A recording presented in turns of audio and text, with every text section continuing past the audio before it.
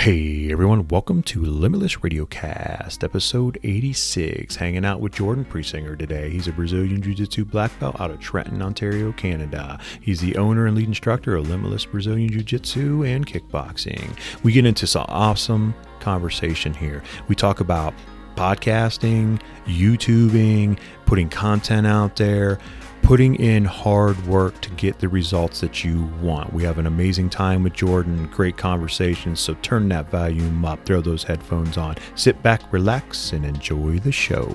We'd like everybody to welcome our newest sponsor of the Limitless Radiocast, oldbonestherapy.com. You guys can go out there and follow them on Instagram and Facebook. They have amazing products that are going to make your body feel better and perform better.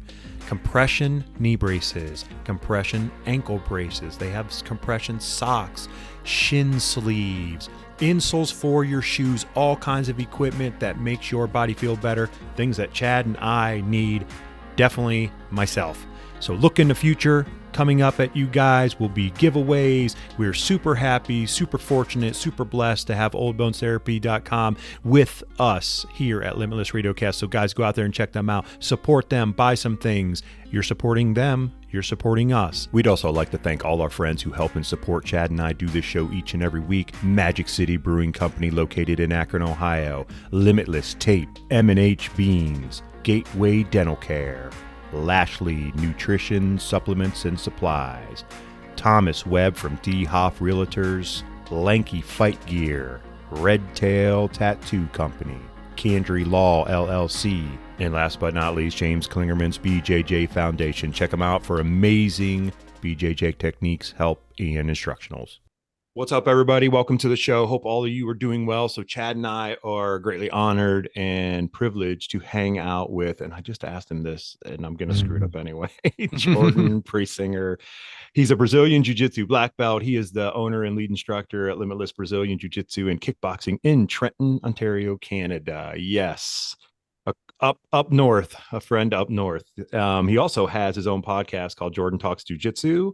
He has plenty and many instructionals out there, including some on BJJ Fanatics. He has an amazing YouTube platform, as well as been on many other podcasts. Our friends over at Elbows Tight, he's been on a couple times. Great guys over there.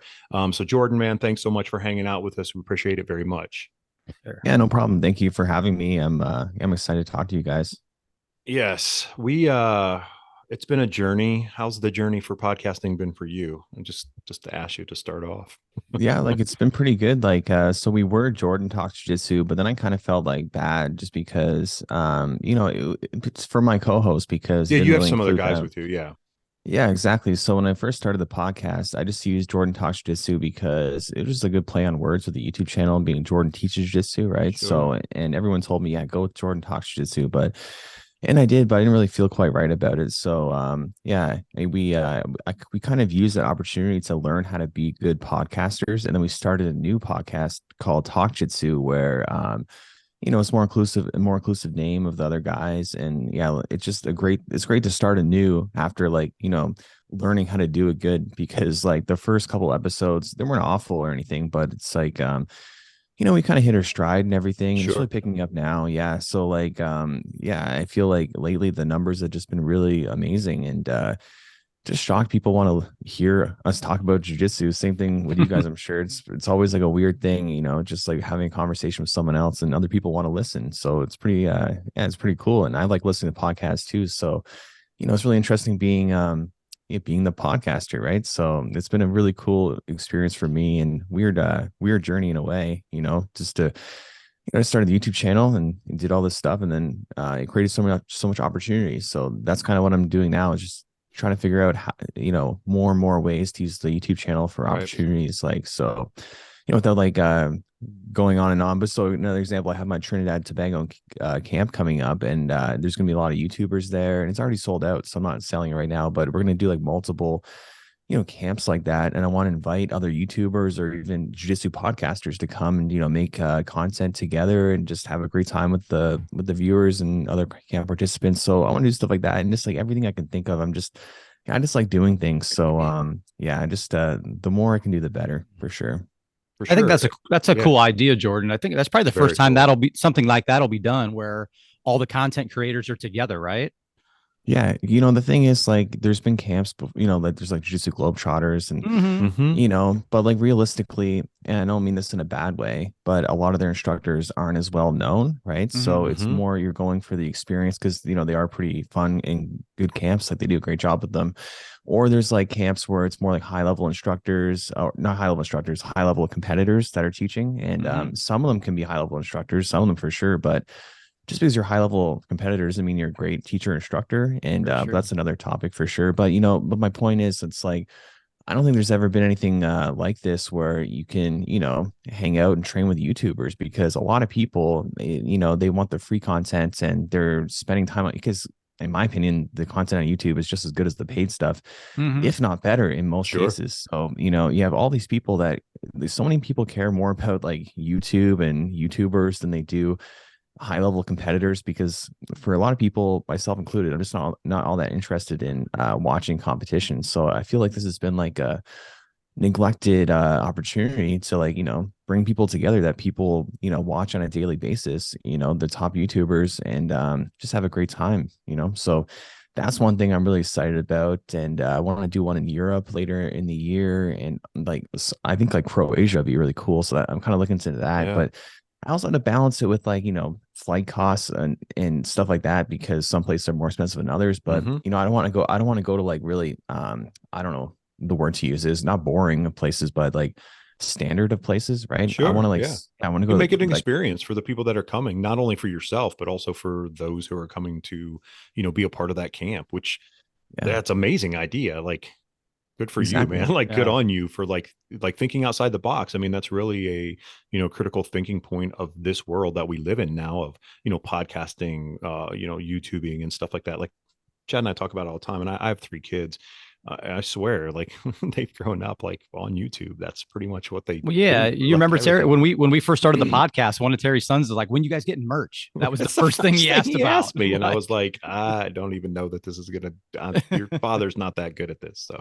Yeah, I mean, like, times are changing, and like the more more that you can think outside of the box and do things different from other people, the Hmm. more you stand out, right? Because I think my YouTube channel is a good example too, because that was kind of my approach. I started off the first couple of videos, well, first like 10 videos were just like kind of like everyone else. Hey guys, I'm going to show you this technique today. Sure. And yeah, it wasn't really working. It wasn't getting me a lot of traction. So I'm like, I need to think of something that hasn't been done before. And so yeah, I just started thinking every possible way how I could do this, that, and then it came up with like a format of like voiceovers over like the grappling footage and stuff like that. Hmm. And people really seem to enjoy it. So yeah, same thing with the camps and other endeavors I'm trying to figure out. And yeah, I'm just super excited for it. And yeah, I just like doing things for sure. What about you guys? Like, what are your guys' plans for your podcast? And yeah, what's the future for it?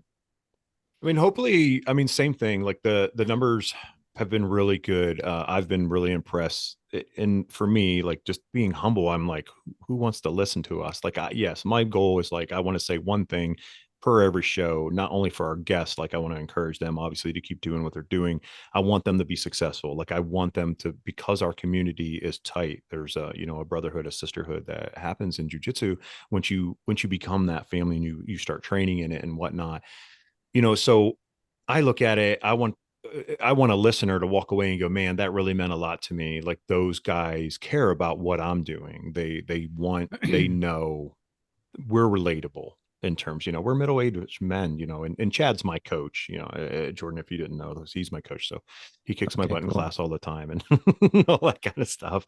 But that's really how I look at it. Yeah. Do I want it to skyrocket and get a lot of traction all the time? Yes.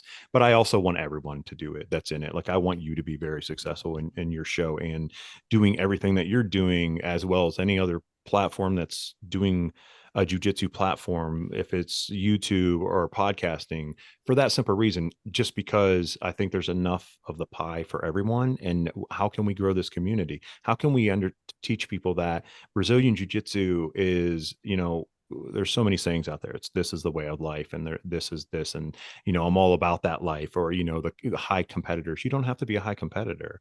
Um, we had a guest on early in the show, and it was the stuck in my head for the longest time was you know everyone, or jujitsu is for everyone, but not everyone is for jujitsu.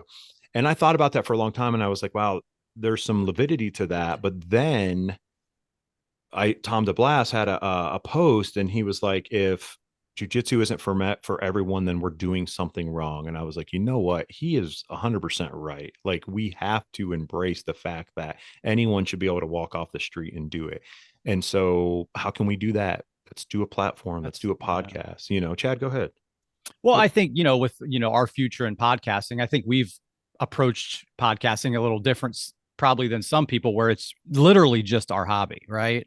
Like, we didn't have any idea of getting big or monetary gains or anything. If that stuff happens on its own, it'll happen. We just want to interview cool people like yourself and talk about jujitsu.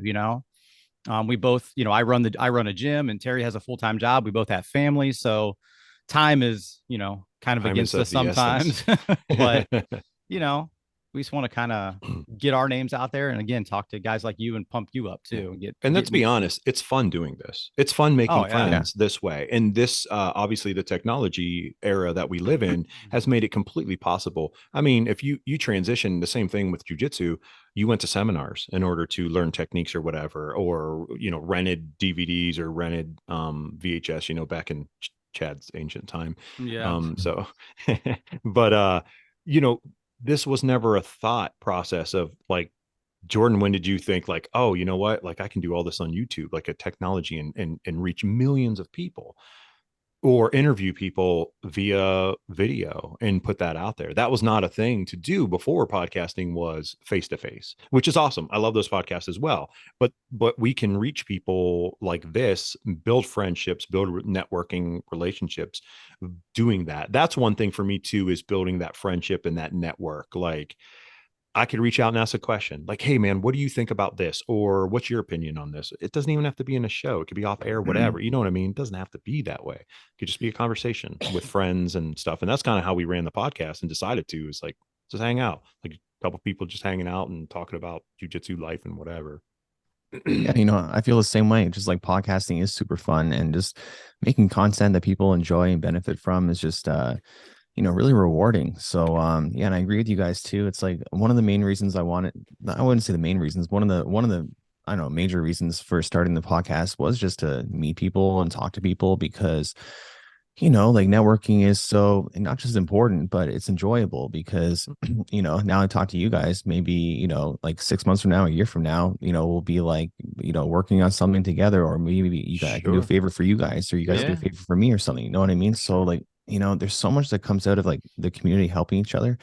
And another good example is like so many people, so many YouTubers have asked me for advice on like how to, make their videos like better, like click-through rates, or like how to deal with sponsors, or, just content ideas and stuff like that. And there are other jiu-jitsu YouTubers. So in one sense, they're like my competitors, but I have the same view as you guys. It's like, I don't view them that way. I approach like that. It's very similar to the gym, where it's like, yes, I'm trying to get better than my training partners, but I'm trying to make them better too. And like, we're all trying to, get better together. So there is like a bit of a competitive aspect to it, but like a healthy one, right? So right. Yeah, I want all the jiu-jitsu creators to like compete against each other in a friendly way to make the best possible content for everyone to watch, because that's what really drives the innovation and, excitement. Because when I'm seeing good videos from other people, I'm not like jealous and thinking like, whatever. It's more like, man, they did a good job on that, and I want to like do better than that. And I want them to have the same approach to my videos. Like, they see mine, like, I want to do better than him. So I think that really benefits the viewers so much, because again, we're working hard for their attention. But the thing is too, like, there's so much views to go out there. So it's not a competition. It's just like, if you make good content, people are going to watch it. They're not going to get off YouTube. Yeah. So there's so much great so many people to watch our great content. We can all make it. And there's no shortage of eyes to watch. And I think it's one thing that's really interesting too, is like, some people think that short form content is taking over and long form won't have a place anymore. But I can entirely disagree with that. I think it's similar to like gi and no gi, where it's like, yeah, no gi is growing faster than gi right now, but I don't think that'll ever replace gi. So it's the same thing. Sure. Yeah, I think like short form content like TikTok and verticals and Instagram is like definitely growing, but there's always a place for long form like podcasts, and people are always going to want to listen to them, like YouTube videos. So yeah, it's kind of a funny thing. You're seeing people like, comments and give their opinion on that kind of thing. But when it's like, I just completely disagree with them. There's a place for both. So yeah, again, very similar to gi and no gi. Yeah. That's a great comparison for sure. Yeah. Because, Chad and I have talked many times about that. And, the consensus, and you talk to certain people and they're like, oh, gi's going away. It's going to be dead. And I was like, Chad, you're obviously, a prime example, spending majority of his career, 18 years of doing jiu-jitsu and a gi, and I'm a blue belt. So I'm coming up on my 3-year anniversary here in February. Not that that's a cheap plug out there for everybody. But anyway, I think it's there's so much truth to that, because some people want to millions of people want to dive into long content, and there are other people that just want to dive into short, or even vice versa. They could get pulled into it and go, man, I need to know more about this content. So they go to the long version, but the little clip gives them a little bit of taste and then sends them on to it. Same thing with like a podcast, like we do, like a short clip of a show, and it kind of drives people to go listen to the whole show. It's like, oh man, so-and-so's on that show, or they really have a lot of good stuff to say, so on and so forth. Or, oh man, that was a really good topic, I want to go hear the rest, type deal. And go ahead, Chad. Yeah. I would say at the end of the day, just like, it's all necessary for all the growth, very right? necessary. I mean, we'll see things where we post a show on YouTube and it'll do crazy, but the downloads on Apple or Spotify aren't as good. And then vice versa. It's like, what drives that? Why would you rather watch this guy and listen to this guy or whatever that is? But like you said, Jordan, it's all necessary. It'll all help the growth of everything, I think. Yeah, exactly. Like there's times where I wouldn't be able to watch long form content if I don't have a short form, or I'm feeling like doing that. There's times where I don't have the ability to watch the short form, and the long form is going to be more entertaining. So I think so much in life, people want to like say they want like I guess absolutes, right? This is better than this. You need to do that, not this. But it's like we can all work together well, right? So yeah, sure. Again, back to the gi and no gi thing. It's like, guys, we don't need to say which is better, gi or no gi or whatever it is. It's like both are great, right? And there's so many examples of it that you could think of. People want to again be so like this or that, but it can be either. And yeah, you see that so much in the world right now, and it can be frustrating for sure. But do you guys post a lot of like verticals and stuff like that of your podcast, like Instagram reels and TikToks, or you guys not doing that? Chad handles all the social media stuff. I do all the editing. Trying to do a little bit more. We need to get into it and really hammer down on those shorts and the reels and stuff, and figure out what we want to do, whether it's little clips of the show or me showing a move. What I've tried to do, and sometimes it's hard to get people to do it. Like I try to stick with guys that have been on the show, and we do a Technique Tuesday, and every week I upload it to YouTube and I post it all over our social media. Right. And we've had a lot of guys from the show do it, and, some that don't want to do it or don't respond. So it's just trying to fill that void. And then if we don't get anybody, I'll try to show a technique. So stuff like that. Yeah. So I'm going to ask a really dumb question, Jordan. Yeah, go ahead. What are verticals?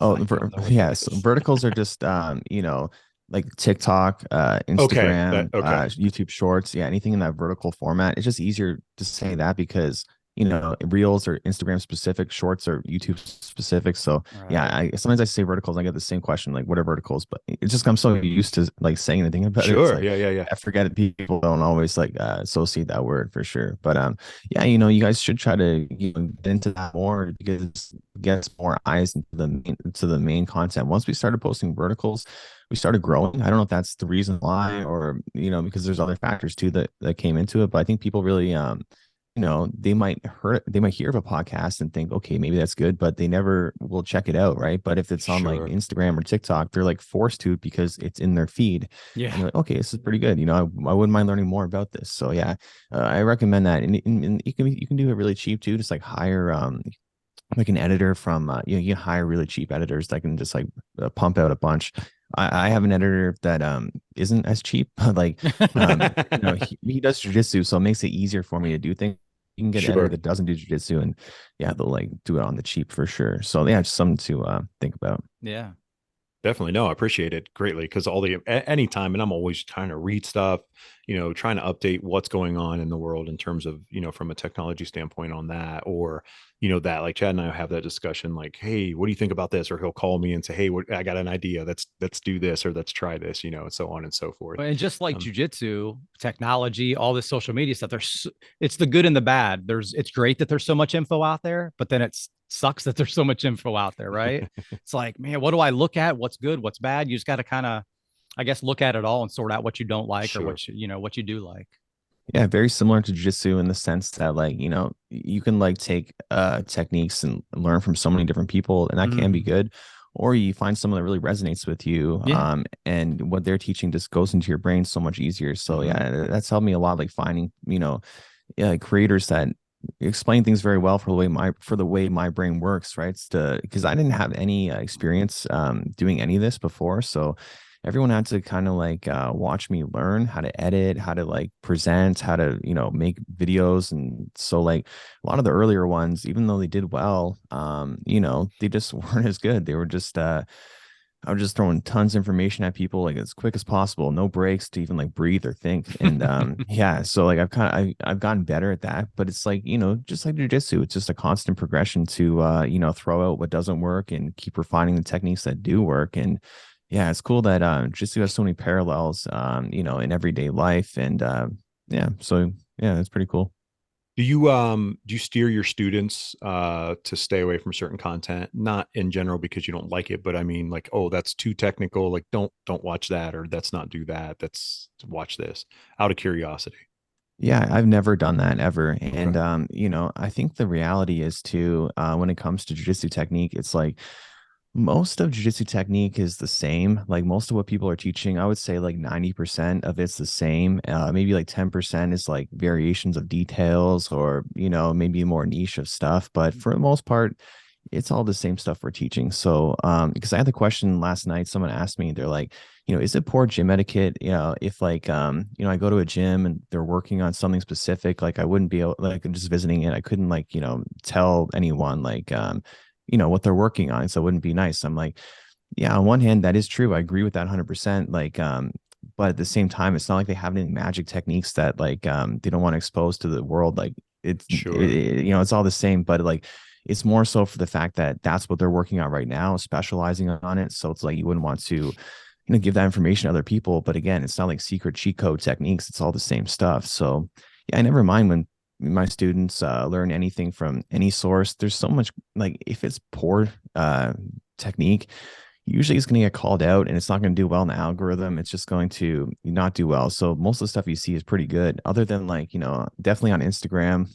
It's more flashy of techniques and stuff like Yeah. that, but a Right. lot of them do work. I like sometimes I see things I'm like, yeah, you're missing that detail. Like if you do like that, it's not going to work very good. And sometimes you do have that kind of stuff, but not where it's like a major problem. I think people really overblow the risk of like learning poor techniques online, because yeah, back in the day, like I first started like 11 years ago, there was some poor techniques on YouTube. There's like submissions 101 and like Oh all this yeah. like yeah, right. But like Yeah. we're so spoiled now in 2022, and people act like a problem from a decade ago is still a problem now. But yeah, it's 2022. There's so much great free content out there. And like I said, I think most of the free content out there is way better than the paid content. Sure. Like it's funny, like submissions 101, and we know a lot of guys who did techniques and stuff on that. And it's kind of funny because I think, oh, it's like watching an 80s movie now for me. And I go, wow, I like this. Like, or like a cartoon from the 80s. And I'm like, I liked this. And now I watch it. My kids are like, Dad, you watch this? This is terrible. Like, what's wrong with you? And I was like, yeah, well, Yeah. technology and everything's so much better. So they want to see that new, that new great good looking material that's out there, which is understandable. I mean, it's the era that we live in, and if you're not going to evolve and change yourself through that process, then you're going to be Yeah. stuck. And picking that technique is like, you're right, Jordan, like seeing, going, oh yeah, that would work really good, but maybe the hand needs to be a little bit over here, the foot needs to be a little bit over here, something like that, in that nature. I get that because I will watch reels and no, no expert by far. I'm a decent blue belt. I wouldn't say I'm terrible. I'm not going to knock myself down that bad, but I'm like, oh crap, like I would do that completely different. You know what I mean? from a Yeah. technical I mean, it standpoint. happens a lot. Like I've seen like, and I don't want to sound like I'm talking shit, but I've seen like a couple, like I've seen like twice, like a world, not a world champion, but like a high level competitor. And like their angle is like all wrong on like the triangle. So like it was, I remember like a rear triangle from the back. And, I stress so much having the calf in line with the neck because I mean, you need it in line to get the soft part of the neck for it to be a choke. And just the angle was all off. The bite was all off. But he's like a black belt, high level competitor. So, again, I don't want to sound like I'm talking shit, but definitely there's some better instructors, a lot of better instructors out there than high level competitive. Like it doesn't make you a great instructor. There's Correct. differences. You can have both for sure. So, Yep. but like that's such a minor thing. Most people would not even recognize that. And when in reality, if you squeeze even without the angle, you're probably gonna get them to tap. So I'm sure this guy's tapping Right. tons of people, but with it, but just a slight angle adjustment would it'd be so helpful to get the choke proper, right? So yeah, I think, and one thing too, I think this is interesting. I think a lot of like established YouTube channels and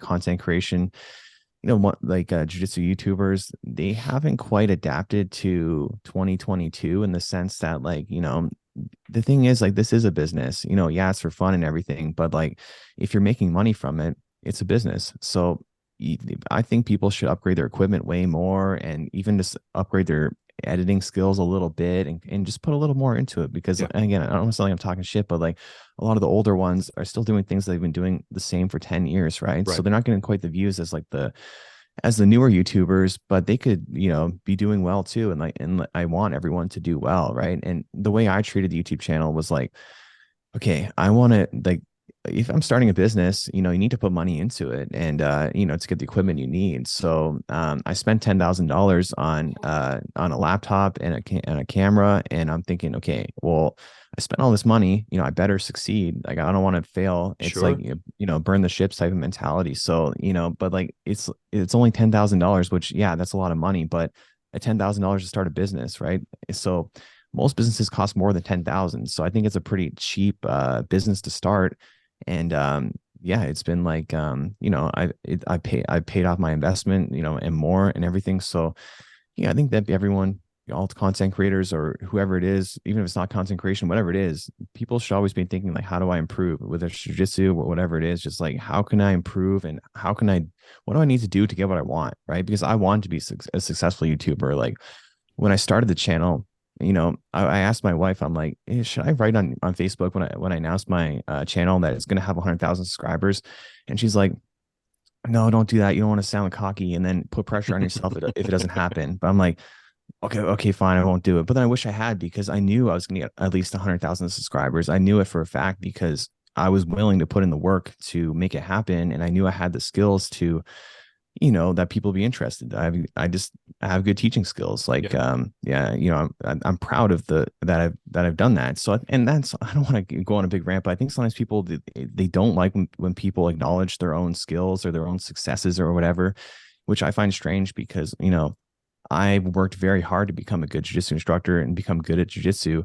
And this is like been my job for the last 7 years or so. And I've been doing this whole thing over a decade. So yeah, I have no problem saying I'm a good instructor and good at jujitsu. And if people think I'm cocky because of that, it's like, whatever, it's like, I think everyone should be proud of themselves for what they do and be confident in themselves and happy. So yeah, it's like, yeah, it's annoying when people are like that. It is Yeah, definitely. absolutely. And sometimes you're right, Jordan. You have to toot your own horn, right? You have to pat yourself on the back because a lot of times people are gonna, especially like we said, with as visible as everybody is, you're gonna get more kicks in the butt than pats on the back, right? Like, oh, that jujitsu done whatever. And I had a big problem with that with putting stuff of my own technique on YouTube. Like, I don't want this guy to say anything, or what if somebody, and Terry helped me a lot with that. Like, put it out there, man. You teach well. You have good technique. Just put it out there. So forget what everybody else says. You gotta toot your Believe own in horn, I yourself. think. Believe in yourself. Yeah, Yeah. believe in yourself and believe in what you're doing, man. And a lot of people don't want to work hard anymore. they don't want to work hard for it. They just want to, like Jordan, you're a prime example of saying, I worked hard for this. Nothing was handed to you. No one gave this to you. You worked hard for it. You've built the platform that you have, a ton of followers, a lot of people. Your technique is very good, and you are very good at explaining your technique, which is huge. I also think in the matter of jujitsu, like you speak very technical, which I want to get into that a little bit, like, before jujitsu or whatnot, if there was just a way of like what helped you with that.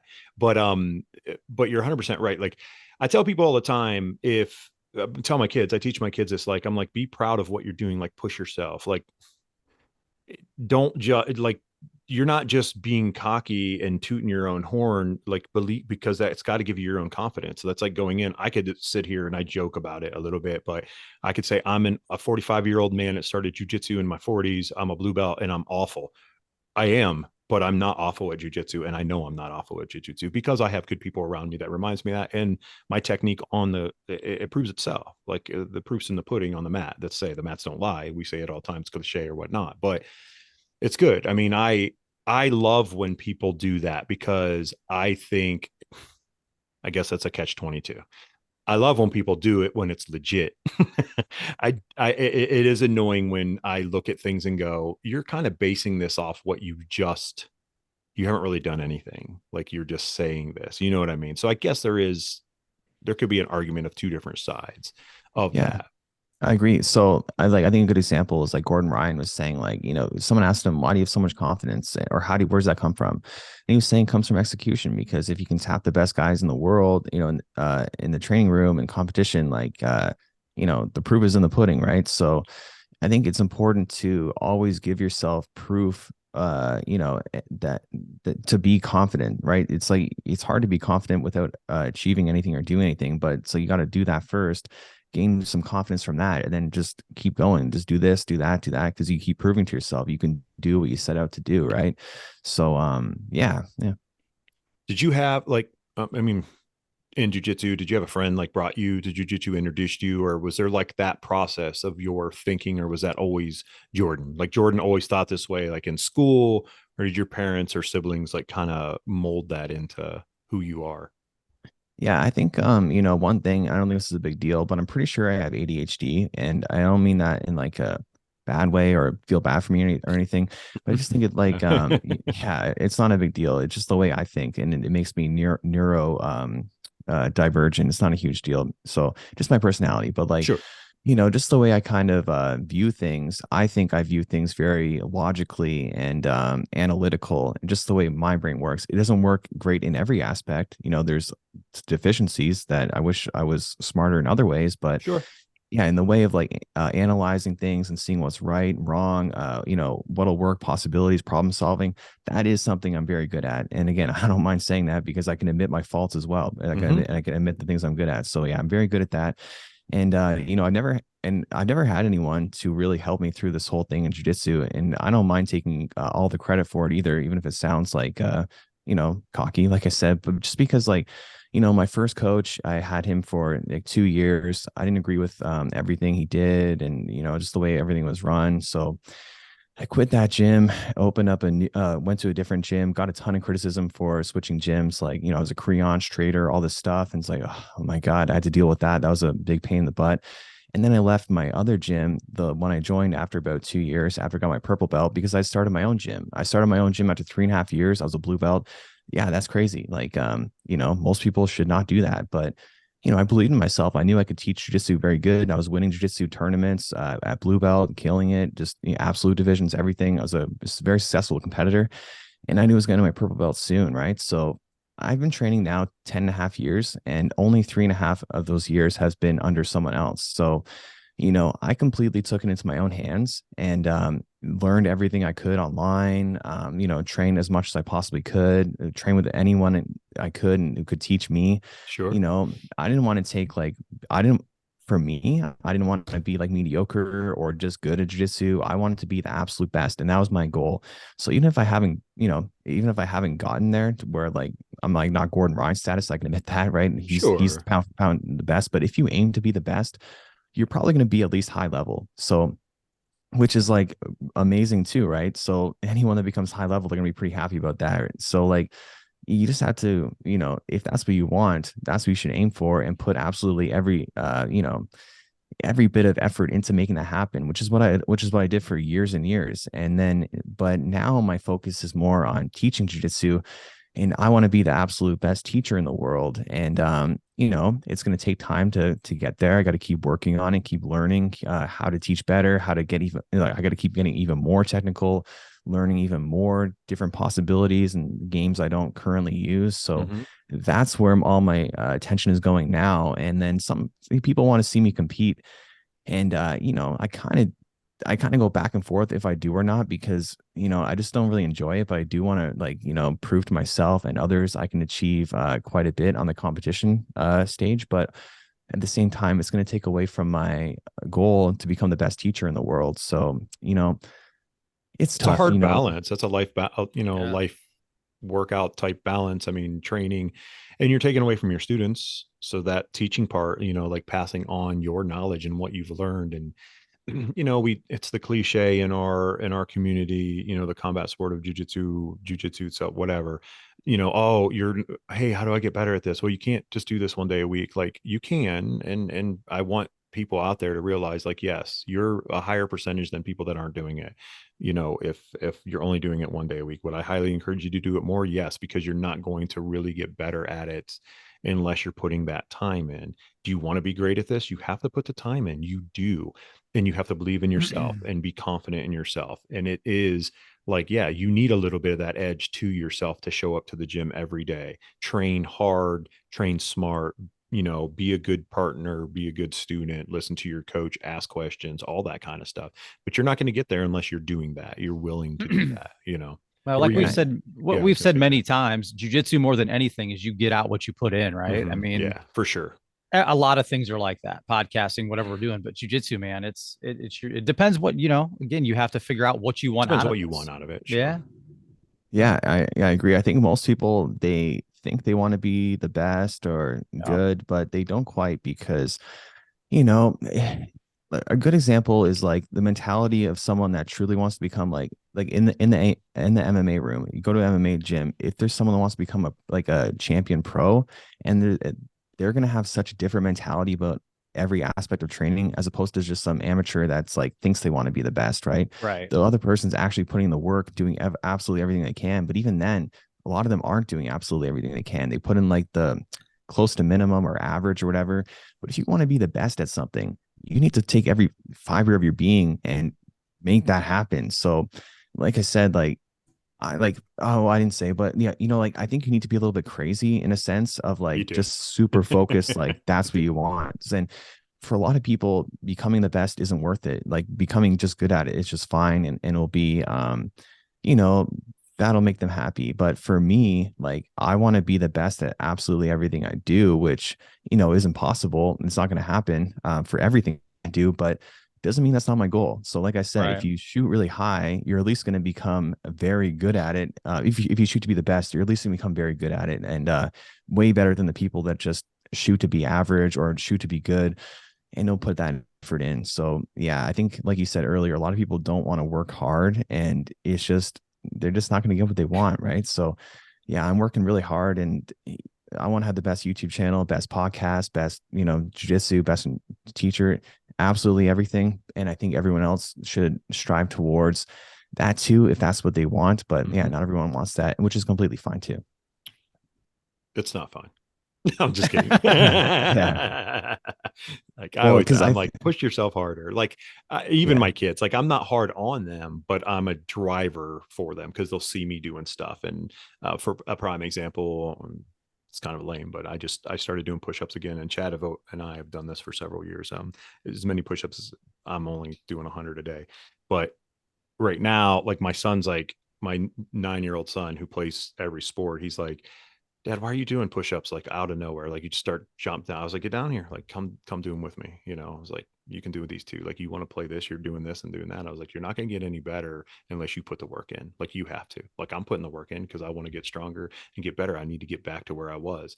And he's like, oh, okay. So he'll jump off the couch now every time he sees me doing them. And he's like, I did 5. I'm like, all right, man, that's cool. Like, that's just a work in progress. Like next time, push yourself, maybe do that one more. And telling people that in life, which is an awesome correlation to jujitsu, is that same exact thing. Like, do that technique. I rolled, trained with a new guy last night. Came in.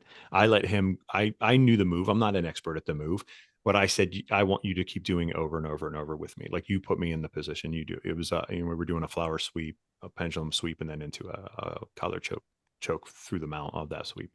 And I said, you just keep doing it. Like you keep doing it so you get comfortable. Like I want you to have a great time at your first time here and understand like this is what you have to do over and over. Like don't sit around talking while we're training, doing the technique. We have to keep doing the technique over and over and over and over again. You're going to build that muscle memory. Some of us are different where we can, I have a little bit of ADHD. I would say a little bit. I probably have a lot of it throughout my entire life. I found coping mechanisms throughout my life to do it. But I'm also very successful at everything that I've done in my life because of that, which is good and bad. Some people are like, you're a lunatic. I'm like, yes, I am. But in jujitsu, that's what you have to do, and trying to correlate that to life. Like sometimes I'm like, you got to do that, man. Like you have to push yourself into those uncomfortable positions or uncomfortable areas where it's okay to be uncomfortable, but you have to be okay with being uncomfortable. And jujitsu is a great correlation in life. Like I'm not good talking in front of people. Good, talk to people more. I'm actually an introvert person by nature. Yeah, me too. Yeah. And to do a podcast, it was like, oh, I don't know that I can do this. I'm not the guy that stands up in front of people and talks. I don't do that. And now it's super easy for me. I talk to everybody. Like, hey man, how you doing? Like I just walk up to people like at the gym, new people or whatever. And that was just never me before. And I think podcasting and jujitsu helped me do that. It's actually helped me in a lot of life things. Like jujitsu, something I didn't know was going to happen. But anyway, I go on these tangents sometimes too on this show. No, I'm the same way. I am an introvert, and definitely growing up, it was even worse. So like having jujitsu in my life has really, brought me out of my shell. And because you can't be an instructor and just be completely shy, right? It's like you need to be engaged with your students and be kind of louder when you're speaking and stuff like that. So I've benefited so much from jiu-jitsu. And to bring back to your earlier point about with teaching your son the value of hard work and doing push-ups and stuff like that, I think that is like such a hard thing to do, is to teach kids like hard work, because you also want them to be happy and enjoy their childhood. And so I have a hard time with that too, because I have a 9-year-old daughter, and I want to push her to get better at jiu-jitsu and everything she does. And at the same time, it's like I also want her just to enjoy jujitsu and not to take it too serious, right? So it's a hard balance. It's definitely a hard balance. It is for sure. I think early on, my oldest son, so I have a 15-year-old as well. So I have a boy, girl, boy. And I learned in life, like I was harder on my oldest than I should have been. And I sit back at times, and my daughter, it's a different hardness on her in terms of like directing her and that kind of stuff. And my youngest, the same exact way. And I feel bad for my older son. We have long conversations. He's a great kid. He's super smart. And I apologize sometimes because I'm like, man, I really looked at that way different. And of course, there's no instruction book for being a parent. And I was like not the father of the year, apparently, for my oldest son. But you're right, Jordan. Like that balance is very hard to find. And you can jump off the cliff on that balance. And I did. And then I, climbed back up and figured it out, which is fortunate. And I'm blessed for that and happy about it. But yeah, life is hard too. It's a tough one for sure. Like my dad was always trying to encourage me and get me setting goals and stuff like that as a kid, but I didn't ever really listen. I never really took his advice. And I was such an entitled kid and athlete growing up, where it's like I was very athletic and I was very good at soccer, but I never took anything serious. I never actually trained for like the cardio aspect of it, or did anything serious. I was a very lazy athlete and just a lazy student, everything, a super lazy kid. But I knew I still had a talent to do things. But like when I got as I got old, so my mentality back then, like when I was a teenager, like I knew I was going to be like a millionaire one day, and I was going to be very successful in anything I did. Like that was my mentality. But then as I started getting older, I started realizing, how am I going to do this? It's like no one's just going to hand this to me. And I started kind of like freaking out almost. It's like, shit, if I can't just become a millionaire because I want to be one. I need to actually do things. So that really woke me up when I kind of went out on my own. I moved to Ottawa after high school, a little bit after high school, and on my own with my wife. And yeah, it's just like it's such an eye opener, and that really led me into when I started jiu-jitsu. It was the same thing. It's like I want no one to ever be able to beat me. I want to be the best. So that's not going to happen just because I want it. So I Right. just got super obsessed with jiu-jitsu and to make sure I got what I want, right? And it's the same thing with I have like really like I have like weird thoughts the way I think. That's still my life goal is to become a millionaire, and I'm not even close to it. So I got to start working hard because I told I talked about this on another podcast too. But I told my accountant like 2 years ago that I'd be a millionaire by the time I'm 35. So I got 3 years left because I'm 32 now. So I got to get on that. But it's the same thing, right?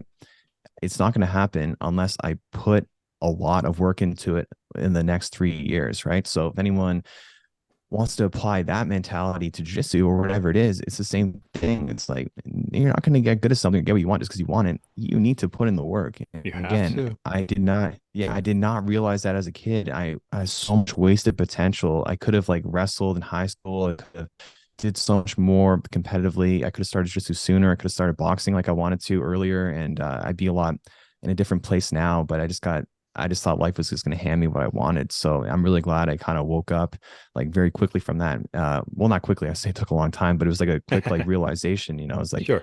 damn it, I got to actually work hard for this. So yeah, I think a lot of people don't really. I think people don't have that mentality. They still think that they're going to get what they want just because they want it.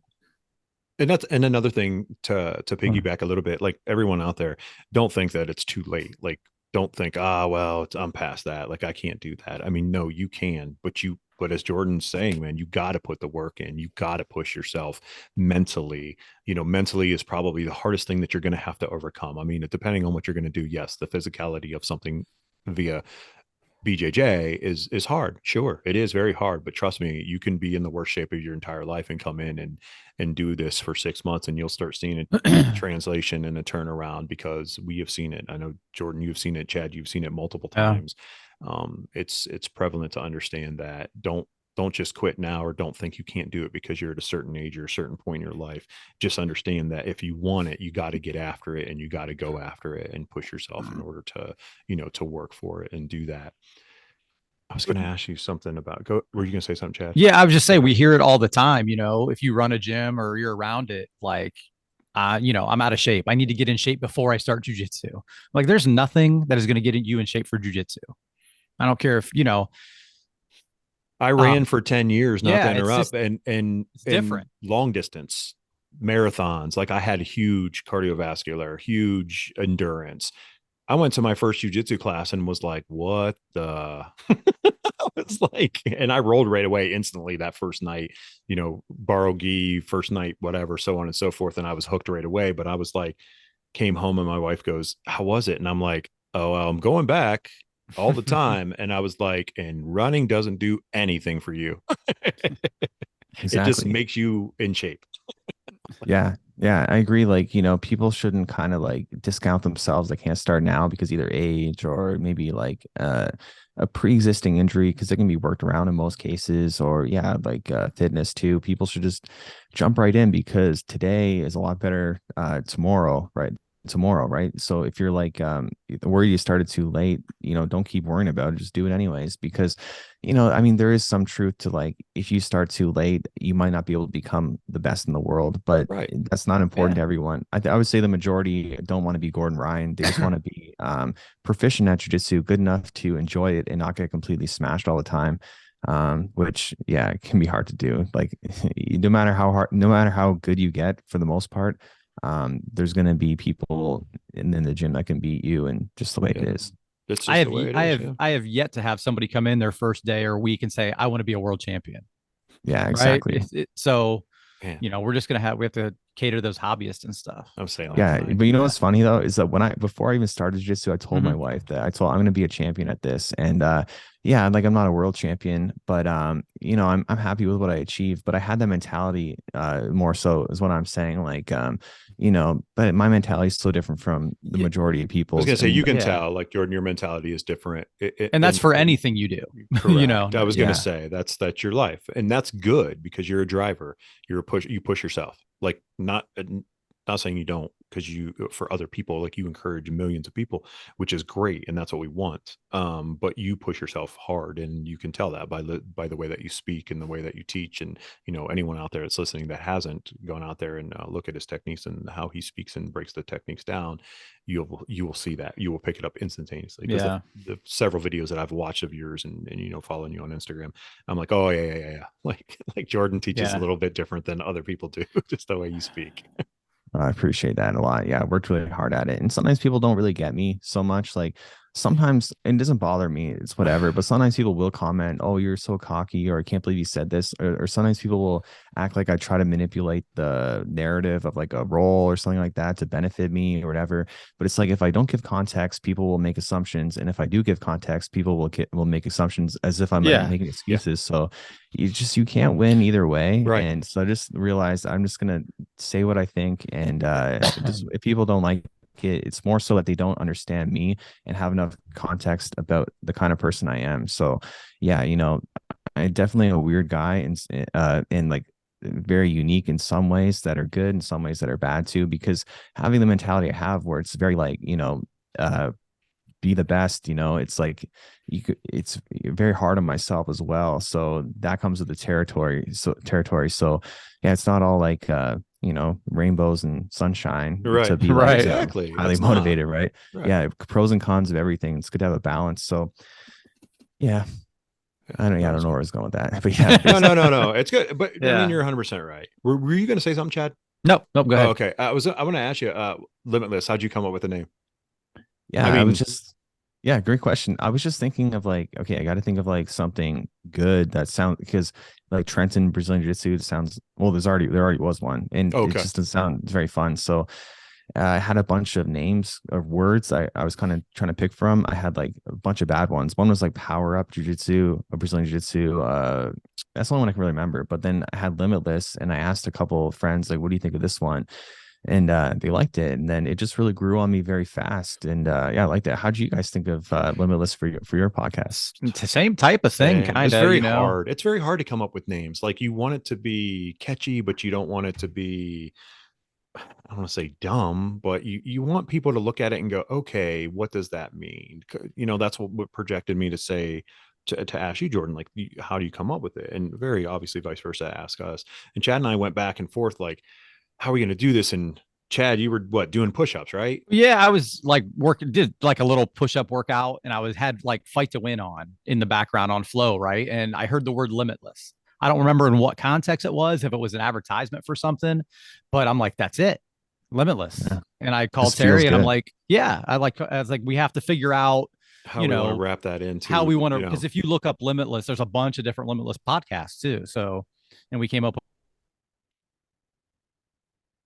Radiocast just to be, I guess, a little bit wasn't taken, so we went with it. That's the hard part too, is finding something that's not taken, because we were gonna do Let's Talk Jiu-Jitsu, that we were thinking about that one, but there's already one, and I'm glad the way it ended up. But yeah, definitely picking a name is super hard. Like, I used to play in like bands when I was growing up, kind of like an elder emo. So like that means just nice. Like someone used to listen to emo music. So well, I still do, but I was playing in bands, whatever, and just thinking of the name was always the hardest part by far, the most frustrating thing. So yeah, it was kind of funny. It was like I've been through that so many times. It's like, oh, crap, now I gotta name my gym. Okay, now I gotta name my YouTube channel. Now I gotta name my podcast. So it's like this never ends of like naming stuff, right? So yeah. And you can write down 1 million and you're like, no. Or if you mention to someone and they're like, if you love it, and then you're like, hey, what do you think? And they're like, that's awful. And you're like, great, that's out. It just breaks your heart. Right. I know. Actually, one I like before I did Jordan Teach Jiu-Jitsu, one I was just thinking of, I was JSP. It's like similar to GSP, just because those are my actual initials. Is Jordan Shea Preisinger. So okay, kind of play on that. But then people were like, nah, you should have your own individual. Don't play off them, whatever. I'm like, yeah, that is smart. But like at first I was like, this is a great idea. So it can be good having such like people constructive criticism, but it also sucks when you do originally like the idea and they kind of shit on it. Yeah. That's good to have good people in your circle too, like that. You know what I mean? They give you honest opinion, and then you start to evaluate that and critique it on your own, level. And then you're like, yeah, all right, I see this, and I see the correlation with everything else that's going out there. which that is a hard thing within podcasting itself and doing any kind of social media platform, is that, especially, you know, like Chad and I have a lot of conversations, and Jordan, I'm sure that you, because you have other co-hosts and, you know, people that do your podcast with you, like having those conversations, like you're not like the captain. I mean, you are, but it's like, I kind of want my guys to, you know, talk about this. Like, we need to talk about this. Like, it just can't be my way and my way only, unless it's something 100% that you're like, no, this is, we're doing this. You know what I mean? From a show standpoint.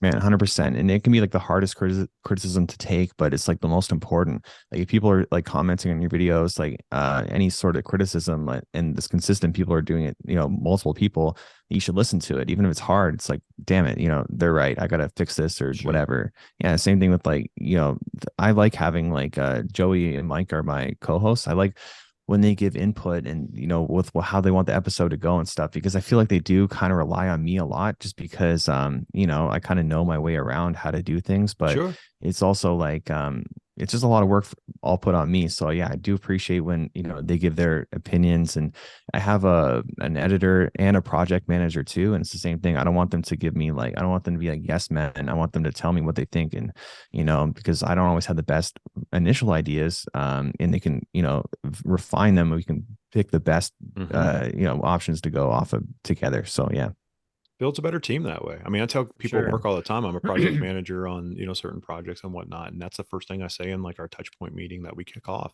It's like, listen, none of you are yes men or yes women in this room. Like, I want your input. Like, no matter what, if you do not agree with it, you need to, you know, let's talk about this, have a discussion, because it's only going to make the team stronger. It's going to make the team more knowledgeable. And maybe I don't know everything, so teach me. Like, you know, it's the same thing in jiu-jitsu. Like, I don't, you know, like Chad will say, I don't know everything, but let's work through it. Let's talk about it. Let's see what that part is. You know what I mean? Like, I mean, me, yeah, he knows everything compared to me. Well, I think it's good to show people you're vulnerable in those situations, right? I mean, like, you have to be. Like, you know, me as an instructor, I always not crack on Terry, but bring up Terry because the way he thinks about jujitsu, and he's always asking questions, which I try to preach to everybody. Ask something, you know. If I watch somebody teach a class, if I'm, you know, I'm injured right now, if I watch one of my guys teach a class, I'll be like, hey, why did you do that? Even if I know the answer, somebody's probably thinking that, right? But to go back, Terry would ask me like, hey, why's your hand there? And I'm like, you know what? I don't know, but let's talk about it. Let's figure out why I did that. Because, you know, you do some things so many times, you don't realize you're putting your hand there. You know, you miss that little part. And I think it's good, you know, as an instructor, as a black belt now, that your students see, like, I don't know all the answers, but we can figure this out together. Yeah, man. Like one of my biggest pet peeves, not in like a bad way where I'm like angry, but like I wish my students would ask me more questions, because I always feel like I teach it and I'm like, any questions? And there's not a sound from anyone. Right. Like, yeah, I would love some interaction and to, you know, expand on things and clarify any things, but yeah, it doesn't ever really happen. But you know, I think maybe I should just teach something wrong sometime, teach some like bullshit, and then see if someone says anything. Yeah, exactly. Maybe then they'll speak up. But yeah, we'll see. How's your gym doing? It's doing really good. So yeah, we're expanding and everything. It was awesome, man. The pandemic was extremely hard on us.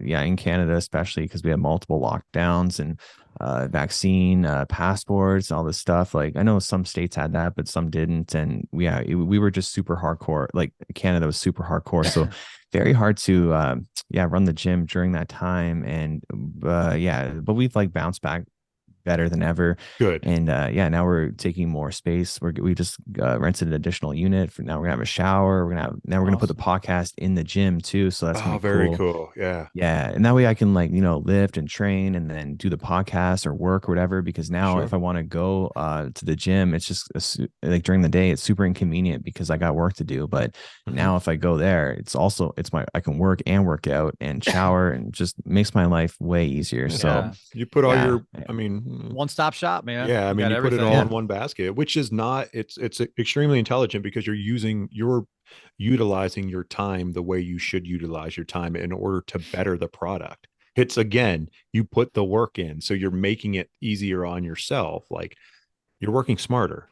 Yes, work harder. I know we say this all the time. Oh, don't work harder, work smarter. Well, no, I mean, we'll keep working harder, but work smarter at the same dang time, because you know, You can do do it. both. You can work Can. smarter, which allows you to work even harder, like more hard work. So Yeah. yeah, it's like you got to be efficient in your time and the way you do things. And I'm not great with like time management, to be honest, just because yeah, like I said, I probably have ADHD, so I'm very like always like my mind's everywhere. But having this in place, yeah, I think it's gonna be a game changer because I've just been super lazy too, to be honest, when it comes to like my physical preparation. Like I was way more jacked like a year ago because I was like lifting all the time and just really into it. But now like I haven't been lifting like at all in like months. So or doing any strength and conditioning. And yeah, it's not good. It's not the way, especially, I know people look up to me and they like seeing a jack dude and whatever. So it's like I gotta like, I gotta like make sure that I'm Jordan, who they stop want me. watching all those Instagram reels of all those guys. Yeah, exactly. But That's every reel now. I'm like, oh crap. Yeah, I'm never gonna be like that. I'm too old. yeah, it's the thing is like because I've like been in great shape before, it's like Sure. I know I can. It's then when you're in like mediocre shape or just like decent shape, it's like I want to get back to before, right? So it's a tough thing once yeah, it's a tough thing for sure. It is. That's what I'm Yeah, balancing right now. once you break that routine of what you were doing, man, it's hard to get back. Yeah. Super hard because you don't see the results as quickly and you just Yes. it's just hard to get back into it because then most people, myself included, go too hard when they get back to like lifting and stuff and their just body's not used to it. So I mean realistically coming back from lifting you should do like maybe like a 25% of what you normally do so you're not dead for a whole week after. You need to build it up, right? And yeah, I do not do that well. I do the same thing everyone else does, just like okay, I'm back to working out. Let's have a super hard session. And then, oh crap, I'm like super dead for the whole week now. So I'm not recovering very well. So that's exactly how I feel today. That's what I did a 4-mile run yesterday and then went to BJJ last night and trained, rolled pretty hard, went hard. And I told Chad today, I was like, oh dude, I'm really sore. My wife is working from home today and she's like, see, I told you. I was like, well, it's 0 to 100 for me, no matter how old I am, apparently. So I think I can keep doing that and it just doesn't. And I think for most of us, especially I know me and Terry, and I'm sure I can tell by talking to you, Jordan, we're all in people, right? We're not, you're not half in the pot, like I waited till I was 45 years old to get tattoos. This little one was my first one. Now I have a whole sleeve, my hands done, my fingers are done. Like I'm an all-in person once I find something I like. Exactly. Yeah, I'm the exact same way. I'm the same thing with tattoos too. It's like I got quite a bit. I like them all. I want more, but yeah, I don't like taking time off. And I'm like very indecisive too. So I'm not a great person to get tattoos because my whole sleeve right now I'm getting lasered off. I've had like I've had like 5 sessions on it. I'm gonna get covered up. Like how's it feel artwork. to have it lasered? It's extremely painful. Like versus way obviously worse. getting it. Way worse than a tattoo. And it's the benefit is that it's pretty quick. So it's actually a black belt that does it for me, Justin Bruckman. We had him on the show too, but yeah, he does laser tattoo removal. He gives me a good deal, and he does the whole arm, which most people they just do like a small section, but if I'm there already and I got to drive an hour to get there, let's just do the whole thing, But yeah, it's like torture. It's extremely painful. It feels like you're just getting like it feels like elastic bands like really stretch back as hard as you can go and like over and over and over. Really? Okay. Yeah, it's very very painful. But what really sucks about it too is that you don't see results very quickly at all. So like you can kind of see process. Yeah, it's like I gotta show you better, but yeah, it's like it's getting lighter, but you can still definitely see the majority of it. Like this is like a newer tattoo that's not been lasered, but this is like older, so it's definitely it's getting lighter, but slowly, and every time it's very painful. Is there a certain period of time that you have to wait between like sessions in order to do that, like for the skin to heal and all that? It's actually quicker than tattoos. Like really, yeah, it only take like a couple of days because basically it just feels like a really bad sunburn after, but like one that actually heals pretty quickly. So yeah, I take like 3-4 days off. Maybe not 4. Yeah, probably just like 3. Usually the tattoo I'll usually take like 5 or 6. So yeah. Which people ask me all the time. They're like, how'd that tattoo feel? Or, and Chad and I joke because it doesn't feel good. Both of my arms are done and up onto my chest too. And it's, and I go, it's the healing part might be the worst part, to be honest with you. Like some places are uncomfortable. Yes. But you're going to needle shoved in you, man, over and over and over again. So I'm like, you ask that question. It's like, yes, it hurts, but the healing part always sucks because I'm like, it burns days after, and you're like, I just want this to heal. Like, stop burning. Like, stop. It's like a Yeah. sunburn that just won't go away. Makes it hard to sleep. I think that's the worst part Yeah. because depending on where it is, it's like you're laying on it, or if you get like two tattoos, two different areas, and there's like no area there's no spot you can really lay and not be on it. Right. Yeah, So yeah, for sure. that's something that's gotta be factored in is the sleep when you get tattoos. Don't get both sides or done at once or whatever. Yeah, you gotta be Right. careful. Yeah, for sure. Definitely. We won't keep you much longer, man. You've the solid hour, and we appreciate greatly. Yeah. Awesome conversation. Appreciate you very much. Obviously networking, friendship and all that. I do want to ask you, in your time of doing jujitsu, has jujitsu grown pretty well in Canada? Yeah. So when I started jujitsu was like so much more primitive in Canada. And yeah, like you be like a blue belt would be like a unicorn where I was from, at least. It was like, oh my God, I get to roll a blue belt today. And like my instructor was a brown belt. And yeah, and like there's so many gyms open up like blue belts back then. And yeah, it was just so different. It's grown insanely fast over the last 10 years, Nice. especially, but I would say over like the last three, even more so. And I don't think people that started recently in the last couple of years kind of realize how fast it's grown. And, it's like they've ever known is right now is the modern times of jujitsu. They don't know like the past. So it's such a strange thing. Kind of being like an OG in a sense where it's like Sure. I feel like I just started like because I started 10 and a half years ago, which is a long ass time, but it just went by so quick. It's like I went from like just starting to like now I'm an OG all of a sudden. Just yeah, I don't know. It's weird. Yeah. It's weird because I feel like I don't mean this in a cocky way either, but I feel like a lot wiser than like what I hear lower belts say. And then I feel almost like the old like cranky kind of black belt or whatever, like I know better than you. What are you guys Sure. talking about, you youngins or whatever? But it feels a little bit like that because I do see some like weird takes from like lower belts that just don't have the experience, within the jiu-jitsu community culture and understanding of the way things go to make Mhm. comments that they make. So yeah, I kind of just roll my eyes. But again, I don't really like that feeling. It just feels so weird to be in that position. Because now I'm a first degree black belt, almost second two. Like next year I'll be two. So man, just time just flies like crazy. I remember my first class like it was just not too long ago, and Yeah. here I am. So yeah, I could go on and on for it, like how like fast time goes by, and it's such a weird thing for sure. That's awesome. It's true. I mean, Chad, you've talked about that many times. Like Hmm. it goes so fast. And I mean, obviously, as the older you get and having a family and everything like that, like, my wife and I always have those crazy conversations. And walking out last night, I told someone, I was like, man, February 11th is 3 years that I've been here at the gym. And it seems like I walked in yesterday. Like Yeah. sometimes, you know what I mean? Just because it goes so fast, and it's just, I see that, like that knowledge, like you're there, you're doing it, and you've put so much time in, and you're teaching and that kind of stuff. But it's good, man. Like you're passing. I'm biased on this every time. The greatest martial art on the planet Exactly. to other people. And we didn't get into this, which is another great martial art. Which Jordan is quite the kickboxer.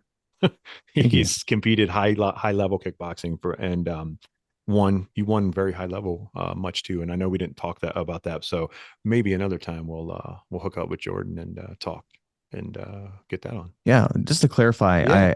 I have fought kickboxing, but not at a high level for Oh, I sure. thought you Just like had fight. Okay. no, just amateur. But I do view myself as a competent kickboxer, but yeah, not high level. I think I could become a high level kickboxer with just like I think I will be in like a couple of years, just training the way I'm doing now because I'm getting Mhm. a lot better very quickly. So yeah, I Nice. think I'll be high level soon. Very cool, man. Good. Well, why don't we do this? We always do this on the show. Shout out everything, anything you want to say to any listener or to our listeners. Obviously, any points, tips, or anything you would prefer or like to say. We always This platform is always for people to shout out all your handles, anything, how they can get at you, the show, and everything. Obviously, we put everything in the show notes. And go ahead, man. Yeah, I can't really think of, just check out my That's like YouTube putting you on a channel. spot.